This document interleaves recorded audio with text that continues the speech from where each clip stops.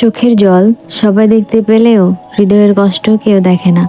কোনো কিছু পাওয়ার আনন্দ হয়তো কিছুদিন থাকে, কিন্তু কিছু না পাওয়ার বেদনা থাকে সারা জীবন।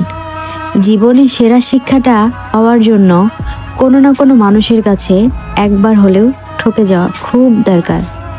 এখন দুঃখ অনেকটা মূল্যবান সম্পদের মতো, কেবলমাত্র প্রিয়জনের কাছে প্রকাশ করি।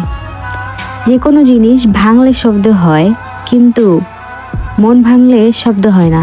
তাই তো যার মন ভাঙে সেই একমাত্র বুঝে মন ভাঙার ব্যথা কত।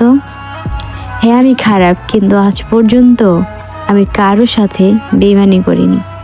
কিছু কিছু মানুষ এতটাই আপন হয় যে মাঝে মাঝে ভয় হয়, আমাকে ছেড়ে গেলে আমার কি হবে।